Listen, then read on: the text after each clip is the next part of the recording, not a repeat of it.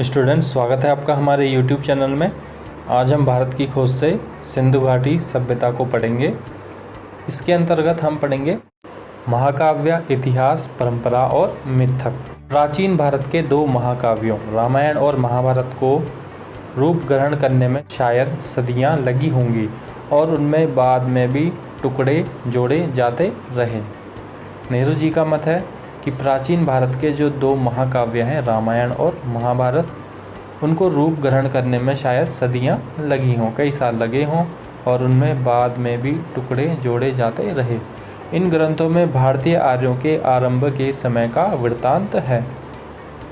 जो रामायण और महाभारत हैं, इनमें भारत के आर्यों के आरंभिक जीवन का वर्णन किया गया है, उनकी विजयों और उस समय के गृह युद्धों का, जब वे अपना विस्तार कर रहे थे और अपनी स्थिति मजबूत कर रहे थे।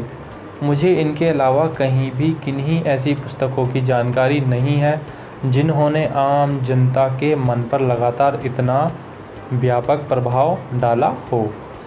नेहरू जी इन पुस्तकों के बारे में, इन महाकाव्यों के बारे में कह रहे हैं कि उन्हें आज तक ऐसी पुस्तक नहीं मिली है जिन पुस्तकों ने आम जनता के मन पर इतना व्यापक प्रभाव डाला हो।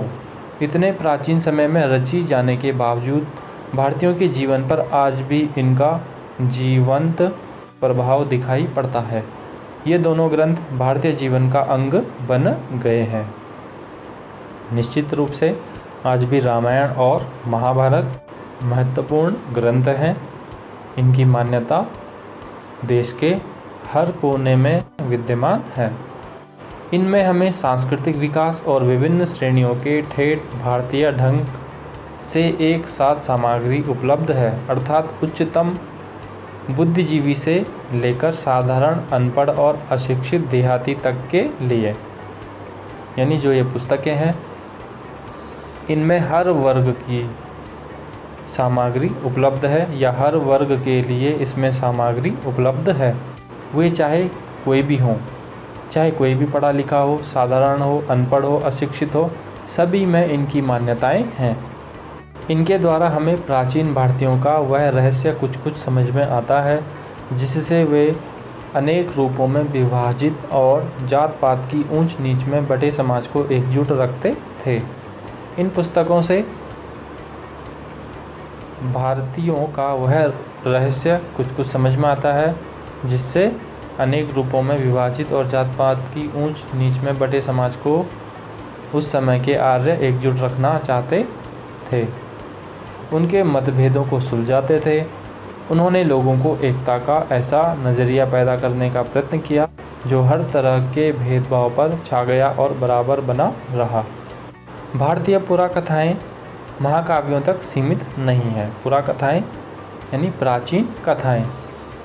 जो प्राचीन कथाएं हैं उसे पुराकथाएं भी कहते हैं। तो भारतीय पुराकथाएं महाकाव्यों तक सीमित नहीं है। उनका इतिहास वैदिक काल तक जाता है और वैदिक काल का यहाँ पे मतलब है जिस समय वेदों की रचना हुई और वे अनेक रूप आकारों में संस्कृत साहित्य में प्रकट होती रही हैं। जितने भी ये महाकाव्य हैं, इनकी भाषा संस्कृत है। कवियों और नाटककारों ने इनका पूरा लाभ उठाते हुए अपनी कथाओं और सुंदर कल्पनाओं की रचना इनके आधार पर की है। अधिकांश पुराकथाएं और प्रचलित कहानियां वीर गाथात्मक हैं। जो अधिकांश पुरानी कथाएं हैं या कहानियां हैं, वे वीर गाथात्मक हैं। उसमें वीरता का वर्णन किया गया है। वीर गाथात्मक यानी जिसमें वीरता का वर्णन किया गया हो। उनमें सत्य पर अड़े रहने और वचन के पालन का उपदेश दिया गया है, चाहे परिणाम कुछ भी हो।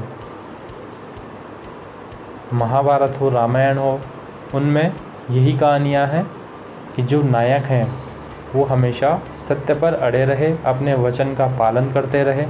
रामायण में राम हो, उन्होंने 14 वर्ष का वनवास का पालन किया क्योंकि उन्होंने वचन का पालन करते हुए उसे स्वीकार किया था, सत्य का पालन किया था।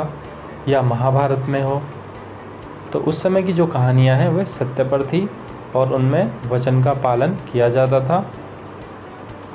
वचन के पालन का भी उपदेश दिया जाता था।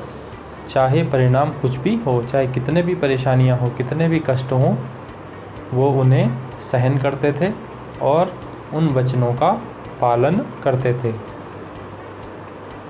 साथ ही इनमें जीवन प्रयत्न और मरणोपरांत भी वफादारी, साहस और लोकहित के लिए सदाचार और बलिदान की शिक्षा दी गई है।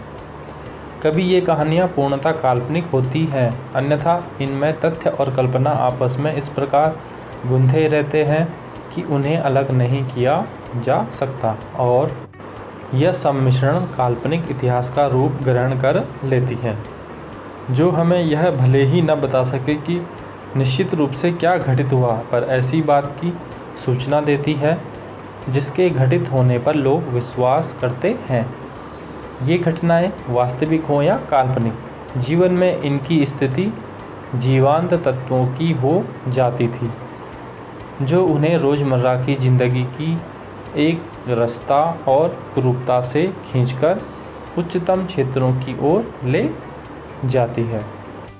तो नेहरू जी का मानना है कि इन कहानियों में जो भी घटनाएं हुई हैं उन पर विश्वास किया जा सकता है और उन पे लोग विश्वास करते हैं, चाहे ये घटनाएं वास्तविक हों या काल्पनिक हों।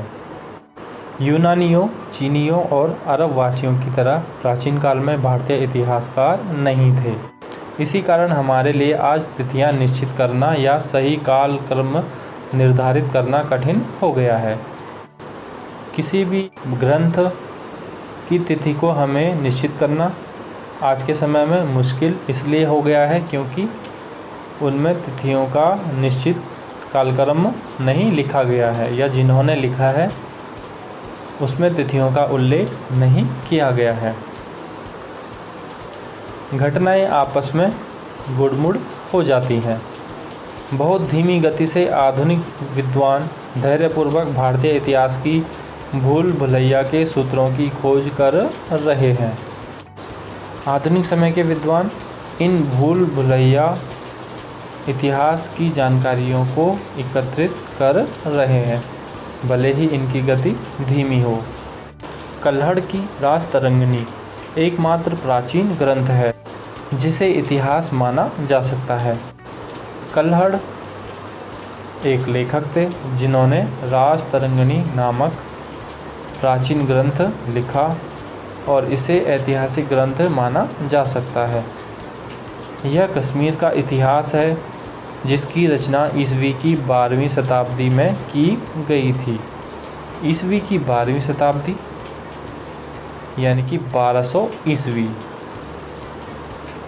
अभी हम 2020 में हैं, यानी आज से लगभग 800 वर्ष पहले।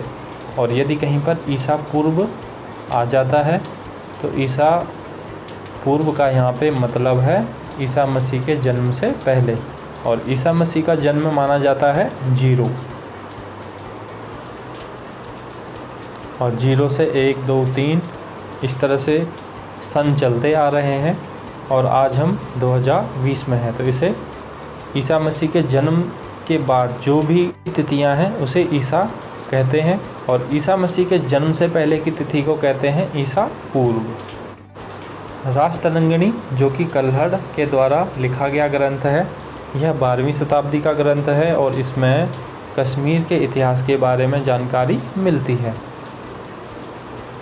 बाकी के लिए हमें महाकाव्यों और अन्य ग्रंथों के कल्पित इतिहास, कुछ समकालीन अभिलेखों, शिलालेखों, कलाकृतियों और इमारतों के अवशेषों, सिक्कों और संस्कृत साहित्य के विशाल संग्रह से सहायता लेनी पड़ती है। इतिहास से संबंधित जानकारी के लिए हमें, जब हमारे पास तिथियां नहीं होती हैं, तो हमें अभिलेखों का, शिलालेखों का, शिलालेख यानी कि जो पत्थर से बने होते हैं, अभिलेख कोई भी किताब, ग्रंथ या संबंधित लेख, कलाकृतियाँ या इमारतें, अवशेष, सिक्के, इनका अध्ययन करके हमें उस साहित्य के बारे में या प्राचीन साहित्य के बारे में जानकारी लेनी पड़ती है।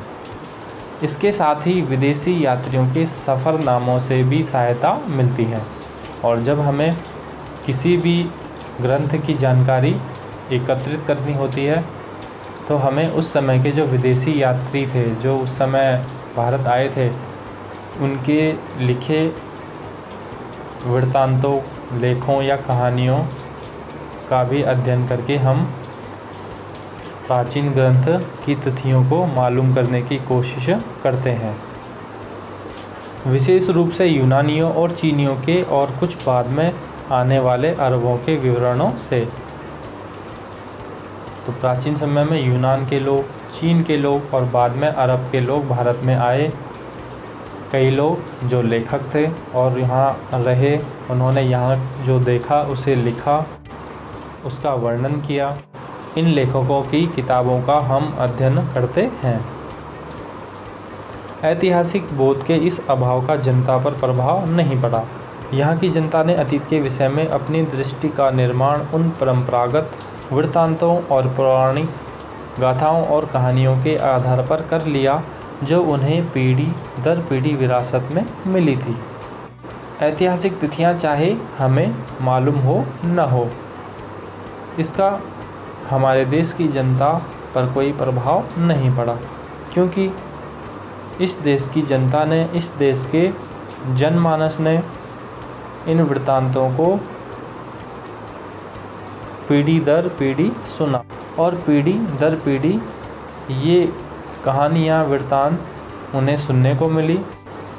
हमें इन तिथियों की विशेष आवश्यकता नहीं पड़ी है। इस काल्पनिक इतिहास तथा तथ्यों और दंत कथाओं के इस मिश्रित रूप का व्यापक प्रचार हुआ। इनमें जनता को एक मजबूत और टिकाऊ सांस्कृतिक पृष्ठभूमि मिली, लेकिन इतिहास की उपेक्षा के कारण हमारे दृष्टिकोण में धुंधलापन पैदा हुआ, जिंदगी से अलगाव पैदा हुआ और तथ्यों के बारे में दिमागी उलझन और सहज विश्वास करने की प्रवृत्ति पैदा हुई। नेहरू जी मानते हैं कि जो भारत का साहित्य है उसमें इतिहास की उपेक्षा की गई है, इसलिए हमारे दृष्टिकोण में धुंधलापन आ गया है और हमारे अंदर सहज ही विश्वास करने की प्रवृत्ति आ गई है। तो आज के लिए इतना ही। यह वीडियो आपको कैसा लगा हमें कमेंट बॉक्स में ज़रूर बताइए। हमारे इस वीडियो को लाइक करें, शेयर करें और यदि अभी तक आप हमसे नहीं जुड़े हैं तो हमारे चैनल को सब्सक्राइब करें, बेल आइकन को ज़रूर दबाएं। मिलते हैं अगली वीडियो में इस पार्ट के अन्य भाग के साथ। हमसे जुड़ने और वीडियो देखने के लिए बहुत बहुत धन्यवाद।